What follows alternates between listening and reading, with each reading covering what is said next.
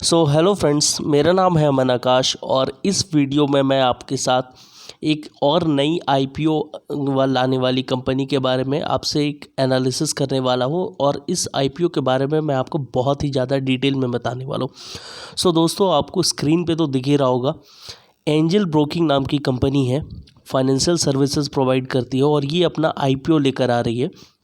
तो इस आईपीओ में इस आईपीओ से रिलेटेड मैं आपको एक एक डिटेल इस वीडियो में देने वाला हूँ कि मैं आपको सबसे पहले एक बैकग्राउंड दूंगा इस कंपनी का, फिर ये कंपनी का बिज़नेस मॉडल क्या है, पैसे कैसे कमाती है वो दूंगा, फिर लास्ट के 2-3 सालों में इनका फाइनेंशियल परफॉर्मेंस कैसा रहा वो बताऊंगा, फिर आईपीओ से रिलेटेड मैं आपको एक एक डिटेल्स बताऊंगा।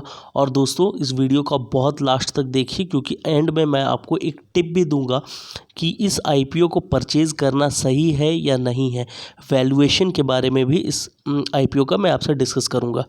दोस्तों, सबसे पहले स्टार्ट करता हूं एक ब्रीफ हिस्ट्री इस कंपनी के बारे में। दोस्तों देखिए, ये कंपनी 1996 में स्टार्ट हुई थी। आज है 2020। इस कंपनी को अपने काम में, जो इनका फील्ड है उस काम में इनको कम से कम 24 ईयर्स का एक्सपीरियंस है, जो कि बहुत अच्छी बात है इस कंपनी के साथ। सेकंड, ये जो है इनका ब्रांड है एंजल ब्रोकिंग और एंजल बी। ये इन दो ब्रांड्स के नाम पे जो है ये कंपनी बिजनेस करती है और ये एंजल ब्रोकिंग बहुत ही फेमस ब्रांड है। आपने बहुत बार इसका टीवी में ऐड भी देखा होगा।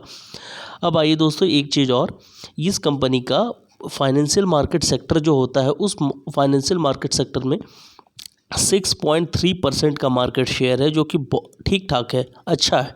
क्योंकि ये जो सेक्टर है, जिस फाइनेंशियल सेक्टर, ये बहुत ही ज़्यादा कंपटीशन वाला सेक्टर होता है। डेली नई नई कंपनीज आती रहती हैं। जितना आपका मार्केट शेयर बढ़ता जा रहा है उतना आपकी जो है विश्वास लोगों का आपकी कंपनी में कितना है वो दिखाता है।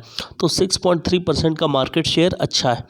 दूसरा कि इस कंपनी का 2.15 मिलियन अकाउंट्स है एज ऑन जून 2020। 2.15 मिलियन को अगर हम इंडियन में कन्वर्ट करते हैं तो इसका मतलब होता है 21.5 लाख लोग अपना ट्रेडिंग अकाउंट इस एंजल ब्रोकिंग के साथ खोल करके रखे हैं, जो कि एक अच्छा फिगर है। अगर मैं आपको बताऊं कि ये कंपनी कितनी बड़ी है, अगर आपको फिगर्स में या कंपैरिजन में करके बता सकूं, तो ये देखिए, ये 4th लार्जेस्ट कंपनी आती है एक्टिव क्लाइंट्स के बारे में। दोस्तों, एक्टिव एनएसी क्लाइंट्स का मतलब क्या होता है? बहुत सारे लोग ऐसे होते हैं कि डीमैट अकाउंट खोल लेते हैं और खोल करके छोड़ देते हैं और उसमें कोई ट्रेडिंग नहीं करते हैं। लेकिन इसका जो है 4th लार्जेस्ट ये कंपनी है एक्टिव एनएसी क्लाइंट्स में, मतलब ऐसे लोग हैं जो कि डेली परचेजिंग या सेलिंग कर रहे हैं और वो लोग एक्टिव है। दोस्तों, एक्टिव क्लाइंट्स होने का फ़ायदा क्या मिलता है? क्योंकि जो लॉन्ग टर्म इन्वेस्टर होता है वो किसी शेयर को एक बार ख़रीद लेता है और उसके बाद छोड़ देता है, तो उससे ब्रोकिंग कंपनी को कोई बहुत ज़्यादा फ़ायदा नहीं होता है, क्योंकि ब्रोकरेज तो उनसे कमा नहीं पा रहा है। अब सिर्फ डिमैट चार्जेस वो पे कर रहे हैं, पे कर रहे हैं। लेकिन जो एक्टिव कस्टमर्स होता है वो डेली उनका परचेज एंड सेल करते रहता है, तो उनके जो परचेज सेल के कारण ब्रोकिंग कंपनी को प्रॉफिट्स अपना होते रहता है। इसलिए अगर कोई एक्टिव क्लाइंट्स जिस कंपनी के साथ ज़्यादा जुड़ा हुआ है, वो कंपनी उतनी बेटर पोजीशन पे रहती है। अब दोस्तों, एक डाटा और है कि देखिए, as on Q1 financial year 20 से लेकर के Q1 फाइनेंशियल ईयर 21 तक, मतलब पिछले एक साल में 30 जून 2020 से लेकर के 30 जून 2021 तक में इनका जो डेली टर्नओवर है वो इतना बढ़ गया है। पहले ये हुआ करता, यहाँ मिलियंस में है, मैं आपको रुपीज़ में बताता हूँ। पहले ये था 25,317 करोड़ रुपए का एक दिन में शेयर का परचेजिंग सेलिंग होता था। अब ये बढ़ करके 61,894 करोड़ हो गया। दोस्तों, ये आपको मैं एक बात के लिए बता दूं कि ये रेवेन्यू नहीं है कंपनी की, ये कंपनी का डेली टर्नओवर है। इसका मतलब क्या होता है कि कोई भी इंसान अगर 100 रुपये का शेयर खरीदा और 300 रुपये पर बेच दिया, या 300 रुपये का शेयर खरीदा 400 रुपये में बेच दिया, तो ये 400 रुपये का जो शेयर वो खरीदता है, इसको वो टर्नओवर बोला जाता है। 400 रुपये का जो शेयर परचेजिंग सेलिंग हो रहा है वो टर्नओवर हुआ, डेली टर्नओवर हुआ। बट इस कंपनी का रेवेन्यू 400 रुपये नहीं होता, 400 रुपये पर लगने वाला ब्रोकरेज होता है। आप इस चीज़ से कन्फ्यूज़ मत होइएगा कि इस कंपनी का 25,000 25,317 करोड़ रुपए का टर्नओवर है। टर्नओवर 25,317 करोड़ का नहीं है, इतने रुपए का परचेजिंग सेलिंग डेली होता है। दोस्तों ये फिगर बढ़ने से आपको क्या फ़ायदा होने वाला है? कोई भी ब्रोकिंग कंपनी पैसा तब कमाती है जब उस कंपनी का डेली टर्नओवर बढ़ता है, क्योंकि इसी अमाउंट पे ये ब्रोकरेज चार्ज करेंगे। अगर 61,000 करोड़ है तो इस अमाउंट पे वो ब्रोकरेज चार्ज करेंगे। पहले जो 25,000 करोड़ पे ब्रोकरेज चार्ज कर सकते थे, अब 61,000 करोड़ पे करेंगे। तो उनका जो ब्रोकरेज वाला इनकम है, जो 20 पैसा 25 पैसा जो भी जिस क्लाइंट के साथ है, वो अमाउंट उनका बढ़ता है। सो डेली टर्नओवर रेशियो बढ़ना बहुत ज़्यादा ज़रूरी है। अब दोस्तों मैं आपको बताता हूँ ये कंपनी काम क्या करती है, इनके की प्रोडक्ट्स क्या क्या है और क्या क्या सर्विसेज ये देती हैं।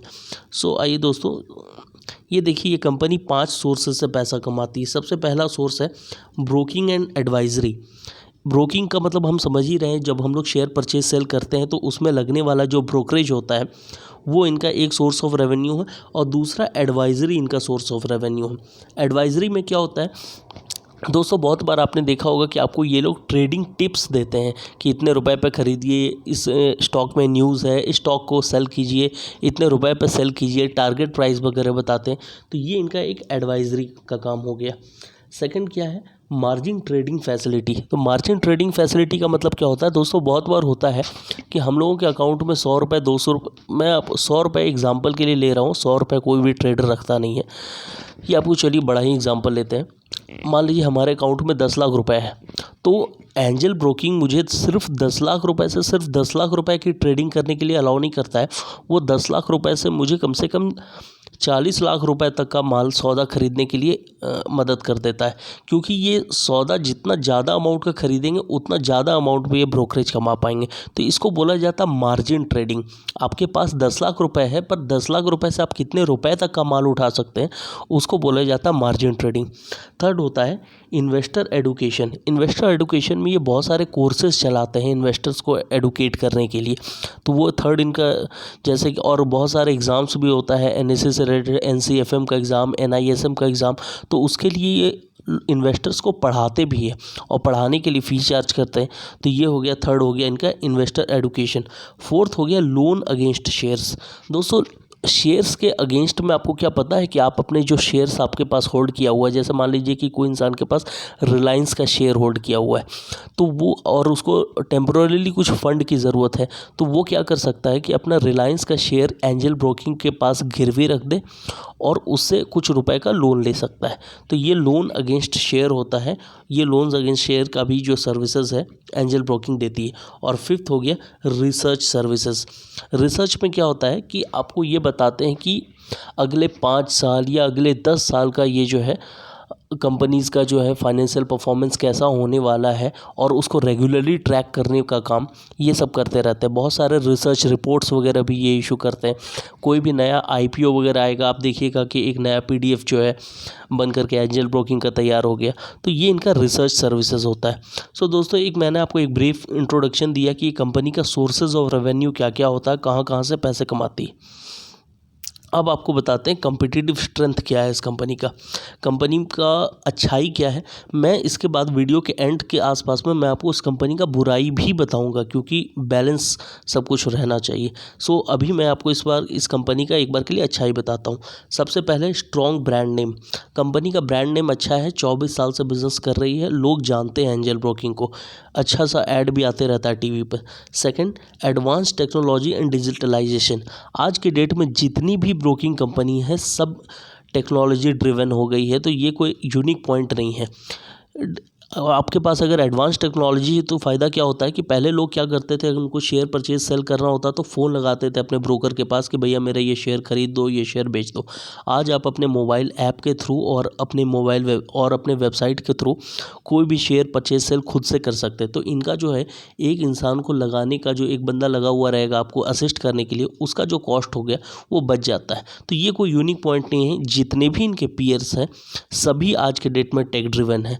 Third, strong client base. दोस्तों इस कंपनी का मैंने आपको पहले ही बताया कि आज के डेट में 21.5 लाख एक्टिव यूज़र्स हैं और 6-7% का इनका मार्केट शेयर है, तो उस हिसाब से इनका क्लाइंट बेस तो अच्छा है ही है। फोर्थ हो गया पैन इंडिया प्रेजेंस है। तो ये दोस्तों जब भी आप कोई बिज़नेस को ऑनलाइन ले जाते हैं तो आपका पैन इंडिया प्रेजेंस तो खुद ब खुद बन जाता है। तो ये भी कोई नई बात नहीं है, और जितने भी इनके क्लाइंट्स हैं, इनके पीयर्स हैं, सबका पैन इंडिया प्रेजेंस है। फिफ्थ आता है strong financial performance. So financial performance भी जो कंपनी का जब अच्छा रहता है तभी वो जाती भी है आईपीओ के लिए। तो अगर कोई कंपनी आईपीओ के लिए आ रही है तो एक बार समझ लीजिए कि वो अपने 1-2 साल का कम से कम फाइनेंशियल परफॉर्मेंस तो ठीक करके ही आ रही है। तो ये कोई बहुत नया बात नहीं है। अब आते हैं इस कंपनी के प्रमोटर्स कौन कौन हैं उनके बारे में जानते हैं। तो इनके प्रमोटर्स हैं दिनेश डी ठक्कर, अशोक डी ठक्कर और सुनीता ए मंगानी। ये इनके प्रमोटर्स हैं। अब आते हैं दोस्तों इस कंपनी का फाइनेंशियल परफॉर्मेंस के बारे में थोड़ा जानते हैं, ये बहुत इंपॉर्टेंट है। सो यहाँ पर पिछले 3 सालों का यहाँ डाटा दिया हुआ है और ये Q1 का डाटा है। सो जानते हैं यहाँ पर ये सारे फिगर्स जो है मिलियंस में दिए हुए हैं। मैं आपको इसको करोड़ में कन्वर्ट करके बताऊंगा क्योंकि अपने लोगों को करोड़ में समझना ज़्यादा ईजी होता है। सो देखिए दोस्तों, इस कंपनी का एसेट्स मार्च 18 में 2282 करोड़ था। मुझे भी थोड़ा सा तुरंत बोलने में थोड़ा सा प्रॉब्लम हो जाता है क्योंकि मिलियन को करोड़ में कन्वर्ट करना थोड़ा सा एक बार के लिए तो डिफ़िकल्ट रहता ही है। फिर इनका एसेट जो है थोड़ा सा घटा एसेट बेस मार्च 19 में, और वो हो गया 2169 करोड़ 2169 करोड़। फिर ये 2159 करोड़ हो गया, तो ये थोड़ा और घटा। लेकिन आप देखिए जब ये कंपनी आईपीओ के लिए आ रही है तो अपना एसेट बेस को ठीक कर लिया। 3 सालों से इनका एसेट गिर रहा था, पर यहाँ पर देखिए एक सडन जंप देखा गया है Q1 के आसपास में। तो लोग कोई भी आईपीओ के लिए आ रहा होता तो अपना फिगर्स को ठीक करता ही है। सेकंड देखिए,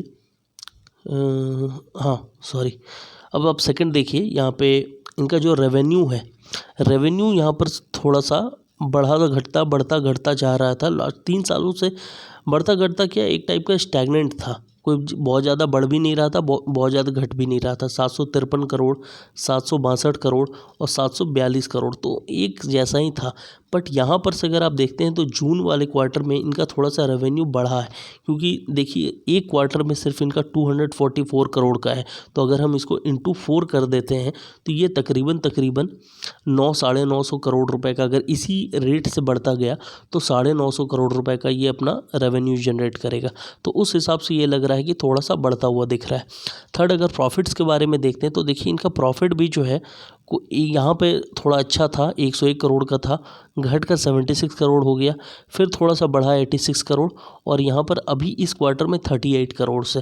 तो ये यहाँ पर प्रॉफिट भी ठीक होता हुआ दिख रहा है, क्योंकि ये अगर हम इसको इंटू 4 करेंगे, क्योंकि ये तो एक क्वार्टर का है, इंटू 4 करेंगे तो ये लगभग 100 कितना हो जाता है, 100-150 करोड़ के आसपास का हो जाता है प्रॉफिट। तो कंपनी ने अपने फाइनेंशियल परफॉर्मेंस को सुधारा ज़रूर है Q1 में आकर के। अगर प्रॉफिटेबिलिटी रेशियो की बात करें, यहाँ पे नहीं दिया हुआ है, बट मैंने पहले इनका जो रेड हेरिंग प्रोस्पेक्टस होता है उसमें मैंने देखा है कि इनका प्रॉफिटेबिलिटी रेशियो 12 से 13% के आसपास का है। तो ये कोई बहुत ज़्यादा अच्छा नहीं है प्रॉफिटेबिलिटी रेशियो, क्योंकि आप सर्विस सेक्टर में है तो सर्विस सेक्टर में मार्जिन ज़्यादा होता है आपको प्रॉफिट कमाने का। तो अगर 12-13% आपका प्रॉफिट आ रहा है तो वो कोई बहुत अच्छा नहीं होता है। अब आते हैं दोस्तों ये जो कंपनी है पैसे क्यों लेना चाह रही, मार्केट में क्यों आई है। 2 रीज़न है। पहले तो जो रीज़न इन्होंने डिस्क्लोज़ किया है वो तो है ही है। दूसरा एक रीज़न और है जो मैं आपको बता देता हूँ, कंपनी ने डिस्क्लोज़ नहीं किया है क्योंकि वो एनालिटिकल बात है। देखिए दोस्तों, अभी सब लोग जान रहे हैं कि सिस्टम में लिक्विडिटी बहुत है, क्योंकि इससे पहले जितनी भी हैप्पीएस्ट माइंड की आईपीओ आई या और उसके पहले राउट मोबाइल की आईपीओ आई, तो दोनों ही सारी आईपीओ जो है ओवर सब्सक्राइब्ड हुई। तो लोग समझ रहे हैं कि मार्केट में लिक्विडिटी है, और जिस भी कंपनी को जो है इस समय में कोविड-19 पैंडेमिक में पैसे उठाने का ज़रूरत पड़ रहा है, क्योंकि लिक्विडिटी सब कंपनी की थोड़ी सी गिरी हुई है इस समय में। तो इस समय का यूज़ करते हुए सब लोग चाह रहे हैं कि कुछ पैसे चलो मार्केट से उठा लेते हैं, और उसी के कारण उसी बहती गंगा में हाथ धोने के लिए ये कंपनी भी आती हुई दिख रही है। देखिए, इस कंपनी का एज सच कोई बड़ा प्रोजेक्ट नहीं है। देखिए ये कंपनी पैसे क्यों आपसे मांग रही है, वर्किंग कैपिटल रिक्वायरमेंट, यानी धंधा चलाने के लिए जो डे टू डे रिक्वायरमेंट होता है उसके लिए आपसे कैश मांग रही है। और जनरल कॉरपोरेट पर्पस मतलब कोई मेजर एक्सपेंसन करना है, बिजनेस बढ़ाना है, कोई न्यू ब्रांचेस खोलना है, कोई न्यू सर्विसेज खोलना है, ऐसा सच इनका कोई इरादा नहीं है। बिजनेस चलाने में थोड़ा सा दिक्कत हो रहा है तो चलो मार्केट से पैसे उठा लेते हैं और वहाँ से बिजनेस चलाएंगे, तो कोई ग्रोथ का ऑब्जेक्टिव नहीं है। अब आते हैं दोस्तों इस आईपीओ का और डिटेल्स वगैरह देखते हैं।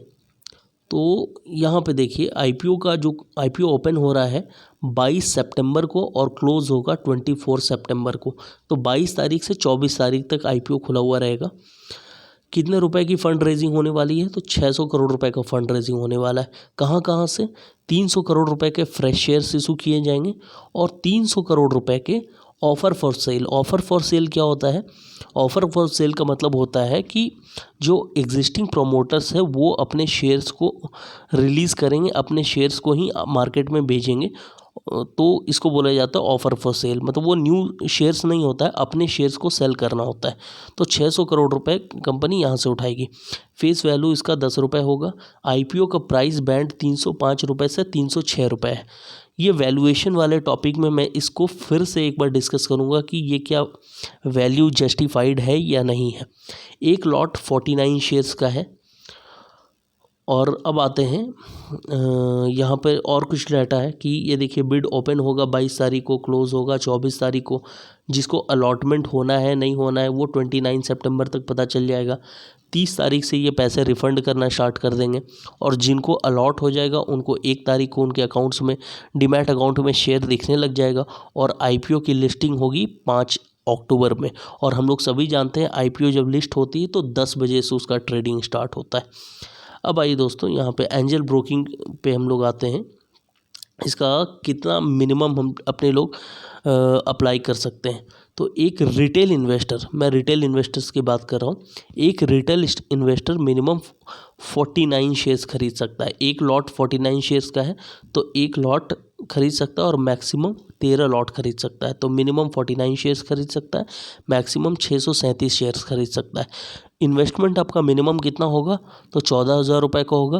और मैक्स टू मैक्स आप इन्वेस्टमेंट कितना कर सकते हैं? तो 1,94,000 रुपये के आसपास में, 1,95,000 रफली उतना आप इन्वेस्ट कर सकते हैं।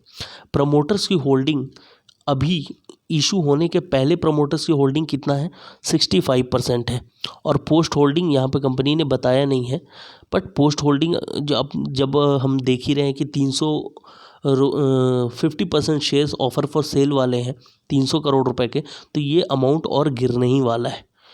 तो एक बात और मैं आपको बता दूं कि जो भी कोई कंपनी स्टॉक मार्केट में लिस्ट होती है तो उसमें एक प्रमोटर मैक्सिमम कितना शेयर्स होल्ड कर पाता है? 75%। तो इनका प्री इशू ही 65% है और जब ये लिस्ट होगी तो इनका प्रमोटर्स होल्डिंग और गिरेगा, यानी 55% या 60% लगभग ऐसा आ जाएगा।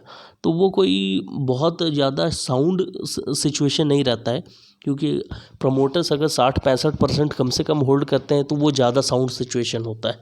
तो इनका प्रमोटर्स होल्डिंग गिरने वाला है, तो इसलिए कोई बहुत साउंड सिचुएशन नहीं आने वाला है। अब बात करते हैं, हाँ अब हम लोग बात करते हैं दोस्तों वैल्यूएशन पे। देखिए इस कंपनी का ईपीएस अगर प्रॉफिट के हिसाब से वहाँ जो 38 करोड़ रुपए का प्रॉफिट था, उसके हिसाब से अगर हम लोग ईपीएस निकालते हैं तो 11.44 रुपये आता है। और जितना रुपए ये कंपनी मांग रही है, मतलब इशू प्राइस में 305 रुपये के हिसाब से, तो अगर उस हिसाब से अपने लोग पी रेशियो निकालते हैं एक बार के लिए तो 26 से 27 के आसपास का पी रेशियो आता है। क्या ये पी जो कंपनी मांग रही, क्या ये जस्टिफाइड है? तो मैं आपको बता दूं कि इसी कंपनी का जो पीयर्स है, जैसे कि एडलवाइज हो गया, जैसे कि मोतीलाल ओसवाल हो गया, तो मोतीलाल ओसवाल का आज के डेट में पी 40 के आसपास है। अगर मैं इंडस्ट्री की पी की बात करूं, यानी जो भी कंपनी फाइनेंशियल सेक्टर में है उनकी इंडस्ट्री पी की बात करूं, तो वो 30 के आसपास में है। तो उस हिसाब से ये पी थोड़ा जस्टिफाइड तो लगता है कि ठीक है, पी कोई बहुत ज़्यादा नहीं मांग रहे हैं। सेकंड, अगर ग्रे मार्केट की बात करूं, मैं यहाँ पे नहीं लिखा हुआ है पर मुझे पता है, ग्रे मार्केट में इस कंपनी का प्रीमियम 60 रुपये के आसपास चल रहा है। 60 रुपये का मतलब, प्रीमियम का मतलब क्या होता है कि इशू प्राइस से कितना ज़्यादा एक इन्वेस्टर देने के लिए रेडी है। तो इसका प्राइस जब अभी 305 रुपये चल रहा है और प्रीमियम अगर 60 रुपये प्राइस में चल रहा है ग्रे मार्केट में, तो यानी एक इन्वेस्टर इस कंपनी के लिए 365 रुपये चुकवाने के लिए रेडी है। तो उस हिसाब से भी ये कंपनी जो है, ऐसा लग रहा है कि ये भी कंपनी हो सकता है कि ओवर सब्सक्राइब्ड हो जाए। बट एक बात है, अब आप मुझसे पूछिएगा कि क्या इस कंपनी में इन्वेस्ट करना ठीक ठाक है। एज सच मैं आपको कोई एडवाइस नहीं दे सकता हूँ, क्योंकि मैं सेबी रजिस्टर्ड इन्वेस्टमेंट एडवाइज़र नहीं हूँ। बट फिर भी मैं आपको अगर कोई सिग्नल मैं आपको देना चाहूँ, तो मैं बोलूँगा कि ये कंपनी आज के डेट में कोई बहुत ज़्यादा इन्वेस्ट करने लायक नहीं दिख रही है। क्यों नहीं दिख रही है? क्योंकि ये कंपनी किस सिचुएशन में पैसे मांगने के लिए आई है। देखिए, ये कंपनी पैसा मांगने के लिए तब आई है जब सारे के सारे जो IPOs आ रहे हैं वो बहुत ज़्यादा टाइम ओवर सब्सक्राइब्ड हो रहे हैं। यानी ये गंगा में डुबकी लगाने के, बहती गंगा में ये भी हाथ धोने के लिए आई है। सेकंड बात है, एज सच इनका कोई आज के डेट में ग्रोथ का या कोई एक्सपेंशन का प्रोजेक्ट नहीं है। ये सिर्फ अपना day to day working capital निकालने के लिए आई है।